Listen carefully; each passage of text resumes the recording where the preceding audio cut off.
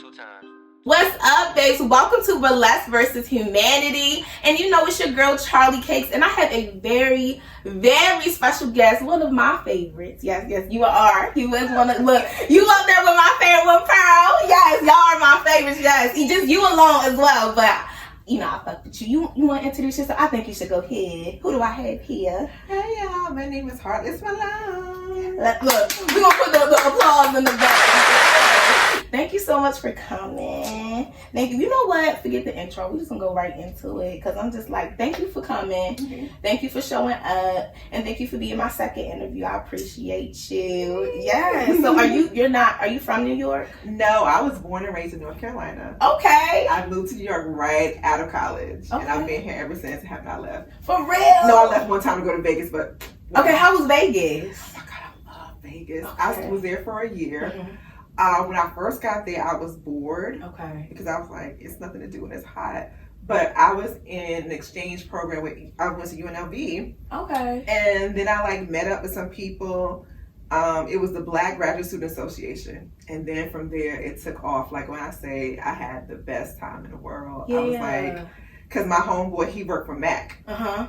And my homegirl, she worked at casinos, so we were always getting into parties. Hell yeah! I had so much fun. Were you dancing then? No, I wasn't. Okay. No, I wasn't doing burlesque yet. Okay. But that would have been cute if I was, though. No, I could see. Yeah, oh, look, that's manifesting that already. Look, showgirl in Vegas, yes. Have you performed in Vegas yet? No, I haven't. Oh. I want to. You are. You said it already, so it's going to happen. Yes, that's exciting. So how long have you been performing? I think I started, I have my years mixed up. I'm going to go back to Facebook. I think I started in maybe 2015, maybe 14. I started at the School of Burlesque. Okay. With Joe Weldon. Okay, yes. Oh, we love Joe Weldon. Yes. That's my first class. I took the 4-week class that she teaches. Because I was like, I want to do burlesque. I was doing pole before. And I was like, I was kind of getting annoyed with pole because that was during the time when they were trying to erase the stripping aspect from it, like the exotic dancing. Like people want to get into Olympics or whatever. They pole should be an Olympic sport. I see that a lot now. And they were like, yeah, it should be an Olympic sport. We athletes. I'm like, what happened to the exotic dancing? Because that's where it originated from. They're like, no, Chinese pole. I said, no, y'all not on Chinese pole. The fuck is that? Yeah, because you know the Chinese pole climbers. I'm like, no. Stop playing. No, for real. I'm like, the poles we use are poles that exotic dancers and strippers use. So I don't understand why y'all trying to erase that part of pole dancing. Exactly. And I was like, this is annoying to me. But now it has changed a lot. People we bringing back the stripper aspect of it because that's where it originated from. Stop trying to erase that part of it because first of all, the first teachers of pole dancing classes were strippers. Yeah. From Las Vegas. So I was like, ooh, I want to be sensual. When I do myself, I don't want to be there's a certain athleticism with pole. You can't get past that because you got to be an athlete to do it. But I'm like, I want to perform. I want to do something sensual. So I said, oh, let me look at burlesque. Mm-hmm. So I took the 4-week class with Joe, and I'm like, that was fun. And then I was doing more research about burlesque, and I saw this woman, this Black woman. I said, oh my God, she's pretty, she's beautiful, she's accomplished. She was the queen of burlesque in New Orleans. I'm like, who is this lady? Girl, it was Perle. And I was like, oh my God, I want to work with her, but she doesn't live in New York. Yeah. She lives in New Orleans. I'm like, okay, whatever. Yeah. And then lo and behold, I saw that she was teaching at the School of Burlesque. She moved to New York City. I was like, oh shit. So I was in her second iteration of Burlesque because she started teaching these Burlesque classes. Wow. And Busy LeBois, Poison Ivory, and Joyce Leanne, my Burlesque sisters, they were in her first iteration. I did the second one because they did the Pink Panther one, and then we did Burlesque. I did Burlesque for a couple times, and I was just doing student showcases. I wasn't trying to do shows on my own. So I always did student showcases. I kept doing everything with Perle. Yes. Look, go ahead. I was like, I like this lady, so I'm gonna do her classes. No. You know what's so crazy? We got a similar story. Go ahead. Yes, that's so crazy. No, that's good. That's so crazy. You manifested that in just a head. Yeah, I was like, I want to work with her. So I did. So I kept like, because what happened with Perle is very like, back then, she's still this way, but of course, like her trajectory has shifted, so things have shifted for her. So I don't know if people could get in this space for her again, but when she was teaching Burlesque, it's transformed into something like, okay, like after classes, what y'all doing? Like, nothing. Let's go out and get something to eat. So it was like that. So from that, it was like we got to know her, hanging out with her, because it was me, Frankie Eleanor, and Rio Darling. Rio doesn't perform burlesque so much anymore, but are you familiar with Frankie Eleanor? No. She's a staple in New York. Okay. She won Miss Coney Island. Okay. She also has her Butter Pecan production company. I've heard of that. You've heard of her. Then I have heard of her. Yeah. I definitely know. Okay, yes, Butter Pecan. That sticks out in my head. So Frankie's my girl. So we were all like, we call ourselves Baby Pearls. We would all hang out with her. I like that. Take her classes. So it kind of blossomed from there. Yeah. And Perle always talks so much. Like Perle was a wealth of information. Like if you get her at the right time, she'll tell you everything. Yeah. So, and that's a tip that I have for people. Like a lot of burlesque performers will say, like, you know, if you want to get to know someone to get started in burlesque, to go to shows. Yeah. I think shows are nice, but I think if you really want to get to know somebody, if you see somebody online, like I would say start online, look at what they do, their work, and see who resonates with you. I like that. Like see who you like, whose style that resonates with you, and then I would say take their classes. You was right on it, because while you will want to support the person, because listen, we all need financial support, you know, and you need to be able to support the people you want to see. Going to a show, you can't really learn what you're going to learn how they dance. That's not going to help your growth. Right. Watching, yes, but some people need that physical, so go to class. I agree with that. Go to class. The other reason why I feel like that too, you can go to their shows with support, but when people are performing, a lot of times people are in the zone. Yeah. And that might not be the best time to get to know them. It's not. Right. It's damn sure not. Look, I love y'all, but do not ask me hella questions after performing, because I'm going to look at you like, sis, we could take this picture. But no. Right. You could be in that space like, hi, nice to meet you. Cheese. Yes. And then push. Because you go in a trance after dancing. Okay, that's one thing. When you dance, what happens? Do you blank out, or do you you can go through your choreography in your head? How do you feel on stage? Well, that kind of evolved, because when I first started performing, I was really in my head 1, 2, 3, 4, 5, 6, 7, 8. But Perle, training with her, and besides Joe, somebody might say you lying. I don't recall taking any classes with anybody else. If I ever took a class with anybody, correct me please. But I only took classes with Joe and with Perle. Perle is not a dancer, a trained dancer. She taught herself. So she doesn't do... Well, damn, she fooled my ass. Right. Because her feet beat. Yeah, she taught herself how to dance. So she's not a 1, 2, 3, 4, 5, 6, 7, 8 dancer. Yeah. So she doesn't go by count. She goes by the music, the rhythms, and what it tells her to do. So when you learn with her, you have to learn to see it in your body. But first, because I was so nervous, I was worried about when I hit this or when I hit that. But then as I work with her more, especially being in the house, what we do and what I do to prepare, first of all, Perle likes to activate us. Okay. So she'll get us ready to get open, to be vulnerable and perform with the audience. And also what we kind of do with, I'll have my choreo, when I work with Perle, she'll start me off and then I'll go from there and I'll rehearse the choreo. But what the thing is, because the stages are so different, the spaces are different, you cannot rely on just choreo. Yeah. So what I do is she activates us, get into my body, and then how I've evolved from getting out of worrying about what I'm doing in my head is to make sure I have rehearsed, so I know the choreo, but then I'm interacting with the space and the people. So my choreo looks different every time I perform. So it's based on where I'm at, the people, and what's going on. Okay. And then after I perform, this is why I know from my own experiences that it's not the best time to probably meet people. It's because when I perform, I have to go backstage or be somewhere to, like I say, to put myself back together, because I'm all out there. So I need a moment to to yourself, to bring it Yeah, shit, I agree with you too. Hell yeah, I understand because you be sweating, and it's just sometimes like, and you said you like to yourself, like I'm an introvert. I am too. Yeah. I am too. I'm very personality, but performance day, I'm quiet as fuck. I'm not talking. Everybody like, Charlie, you good? Yes.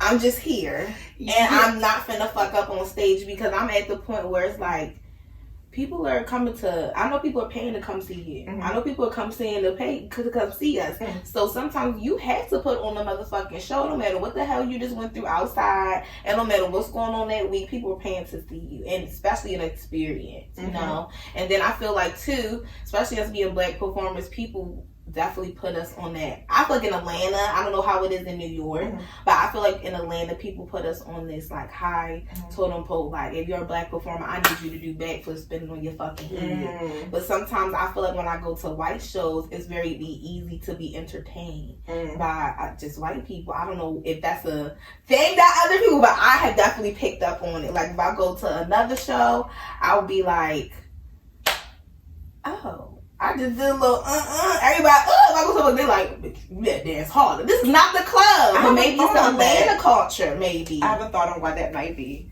It is not like that in New York City. I think in Atlanta culture, because burlesque and exotic dancer culture are twins, they're sisters. And I think there's an expectation because when you go to the white strip clubs, you don't see all that. But people there you go. You put that to the damn pin. People want Black strippers to be doing backflips, so they thinking they y'all strippers too. Like, yeah, Atlanta is definitely growing to understand burlesque. Definitely like being on Yams, we definitely have a safe space for people to, you know, understand burlesque, but also some people don't get it. So they're looking for this thing like, maybe this is not Peaches, okay? Okay, this is Yams burlesque, you know, we doing the strip tease, we not on the pole. And I just think, yeah, definitely there. I think Atlanta is still growing in that phase of understanding what it is. Like, it's okay to listen to classical music. Because I notice the difference in the audience when they'll see some R&B and we doing some, you know, slow burn to some R&B. But one of our girls get up there, and I love me a cute little classical, and they're so like, this is cute, but I'm still trying to understand. So I see the difference how it is here in New York. I know they want it. This shit. All the fucking burlesque that's here, Atlanta, we still moving up. I can't wait till we get there so they can appreciate every aspect. Because I have some classical pieces I really want to do. But it's hard to do it in Atlanta because the crowd is different. So I'll save it for like festival. Because the festival will understand it. Right. But if I do a Lost Cowgirl, damn, and they like, what the hell is Charlie doing? But this is my favorite. But nah, that's how it is. So what's your favorite type of burlesque? Like, you like nerdless burlesque, or you like slow burn, or you like your classical? What's your favorite? Slow burn is my favorite. I love contemporary music with like classic and glamorous burlesque because sometimes there's an aversion, like some people like especially back during like the time when they were like, it was a resurgence of burlesque. People felt like you should do like classic burlesque songs, but one of Joe's book, she said one of the legends said that you dance to whatever you want to, and also too, like, that was contemporary music for them. This is our contemporary music, so it's nothing wrong with doing burlesque and contemporary music. So I'm very into contemporary music, but with that classic burlesque, that glamour, slow burn, and of course my favorite thing is fans. Yes, okay. Your fans are, yes, your work is, you be getting, I'm just seeing you, I definitely need to get one of your damn classes, and them fans is hard. I commend the hell out of you. Y'all, they are hard. I know y'all girlies know. I was playing with them, I was like, my wrist. And I was there, I said, I'm done. I put it right back down. I went back to my little ones and I did with the hand, because those big ones, it is you have to, please, yes, we gonna put the class information right here, and it'll be in the link in the bio, okay? Because that shit is hard. Like, yeah, that's a technique to that. The T is, it doesn't have to be. I enjoy my fans. Learning. The thing you have to learn, and the other thing too is I am learning Pearls. I've learned her technique, I'm studying her technique, and I'll be teaching her technique. Yes. Because the thing with fans is a lot of people, what they do is they start off with fans that are way too big for them. That's what I did. They was like bigger than my body. Right. And people like, oh my God, this is cute. Yes. No, literally, this shit was bigger than my damn body. Yeah, they're like, I don't want to do that shit no more. And fans should always be fun. First of all, fans are an extension of your body. Yeah. They're bird-like. So Perle's thing is that you start off with movements that you're going to use. Like, you start off without the fans first. Mm-hmm. And her thing is a C grip right here, so you can have a grip of your fans.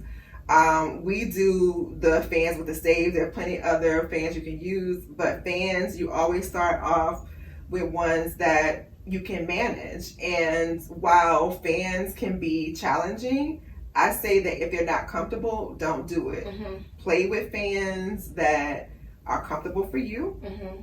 I don't ever touch people's fans without permission. Yeah. Because to me, they belong to them. So if you don't want to invest in a pair right away, you can like ask someone if you can play with their fans for a bit. That's good. So you get the rhythm up and feel them. I have never messed with plastic staves. My first ones were bamboo. I still have them. Okay. But I moved into the metal staves that Donna Touch has, and I like making my own fans. Okay. Because I feel like so you can come up with a tutorial set or a class. Yes. Okay, we waiting. I love making my own fans, and I have reworked my fans so many times so I can get them to a way that's comfortable for me. You should never have uncomfortable fans. You should make sure that they're comfortable, that the staves are like, because you know that they can be pretty sharp. They're not cutting you, the wires, nothing, but make sure your fans are comfortable. And I say for my students that don't overwork it. Spend maybe a few minutes. Consistency is better than like trying to go in hard. Mm-hmm. So if you do like 5 to 10 minutes 3 times a week, that's enough. Like you warm up first to get your hands, your arm, your wrist ready for it. But it should be enjoyable for you. And you take your fans, you just play around with them. There are certain techniques that you need to know, but make sure they're comfortable. Yeah. Warm up your hands and your arms and just start playing with your fans. Yeah. And don't buy fans that are too big for you. Yeah, don't be me, because I'm over here like, damn, my wrist going like this crazy. I'm like, hell no. I'm like, give them little ones. Okay, what is your top 3 things that you should carry in your bag for your showgirl bag? And what are top 2 things that you feel people need? My top 3 things I carry in my showgirl bag. Makeup is a must. Mm-hmm. Makeup, 1. My fans, because I'm working with my fans. Makeup, fans. And my 3rd thing is that what I do is, because I live in the city, and being in the house, we have a dress code. And using that dress code, involves like dresses, heels, or whatever. I carry a second pair of shoes. I carry, like, if I do this, like I have my sneakers here, but I always carry my shoes or whatever. So I'm carrying like 2 pairs of shoes just in case I need to change in and out of them, because in the city, it's like you're on the subway, you gotta walk to where you're going. These are house approved sneakers, first of all. You're like, nah, they approved these. Right. And it's leopard print. So I always carry a secondary pair of shoes, but my fans and my makeup are a must in my bag. Okay. Mm-hmm. Okay, so I've been wanting, what do you use to stick your pasties? I use this, there's this, I got it from Amazon. It's this roll-on adhesive. I know other people use pasty tape, but it's a roll-on, and it's very sticky. It's very messy, but I love it. And it's just, I just roll it on right here, and then boop, and just hold them so they dry, and it works for me. It's and it works for other things too. It's like a body adhesive. Ooh. It's called, I can't remember the name of it. It's in a roll, like it looks like a deodorant. It's in a clear bottle. It starts with a J, but that's what I use to stick my face. Okay. Because listen, I'm embarrassed to tell you what I use. What do you use? I gotta stop using this shit. I gotta stop. It's bad. I'm addicted to using it because it was staying. Yeah, and I be like letting them dry, putting on that thing. I'm like, oh, I gotta stop. That's why I just asked. I said, but does it work? It do. It do with my little nips be burning some days. Oh no, Yeah. burn, but I use that, and it's been working so far. Like I've only had but what I do is I feel like it's coming off. I just reapply the stick, and just wait till it dries. But that's what I use. Okay, Mm-hmm. that's good. Okay, what is one thing you would tell any person that's coming into burlesque and they want to learn how to do more or want to learn the history? Like, what do you feel like the first steps that somebody should do? The first steps is to go online, look at like anybody you're interested in, their Instagram, their Facebook, their YouTube, look at their videos, look at what they post, look at their trajectory. Like not everybody, but most people will, in this day and age of like social media, they'll have their history. Yeah. So you can look and see what their history was, their YouTube videos, what they've been interested in, like maybe 1 or 2 people, 3 people, but somebody like, think about like what piques your interest, whether it's nerdlesque, it's glamour, it's you are into making political statements, which anything can be a political statement. Yeah. But burlesque artists run the gamut, especially Black burlesque artists. We do so much. And don't let anybody tell you different, that despite the fact that, racism is everywhere and there's some challenges within burlesque, there are a lot of Black burlesquers. Hell yeah, it is. A lot of Black burlesquers, and you can find some Black burlesquers all over. I didn't know the community was so big as it is. It's very big. And if you are in a larger city, there's probably a burlesque culture.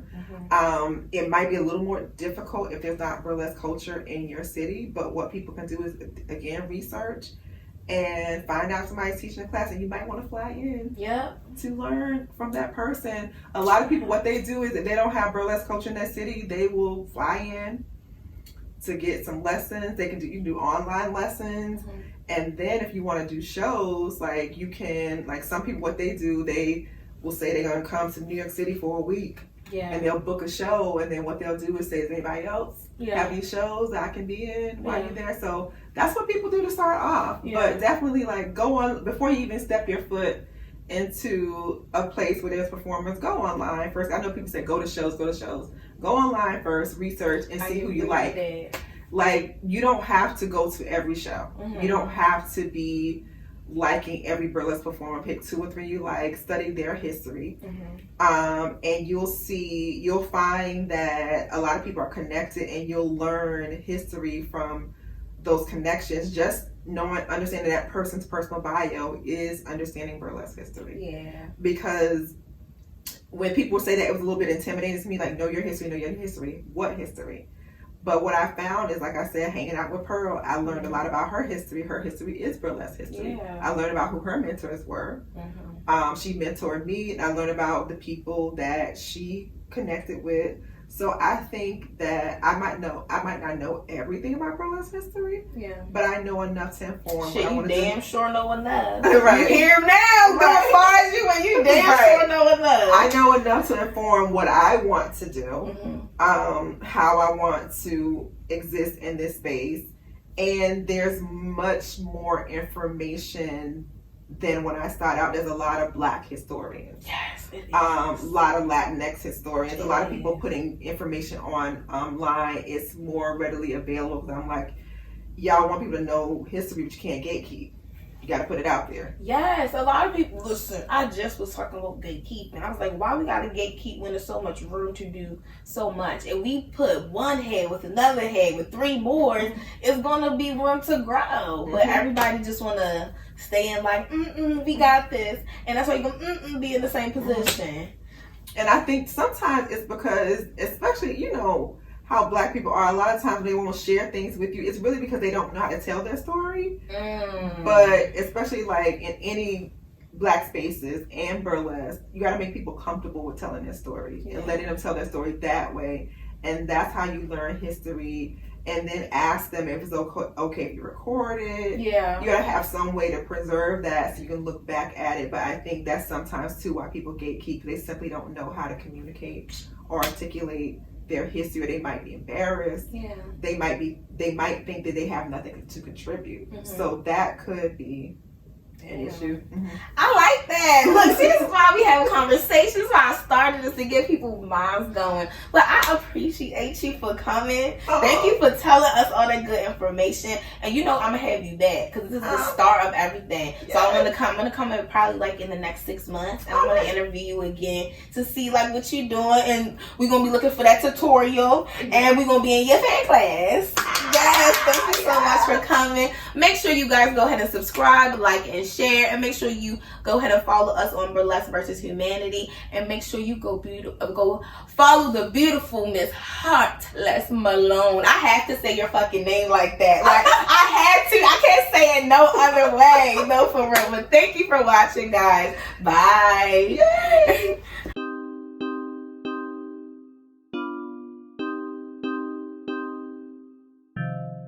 Two times. And I don't want it if you didn't make the beat.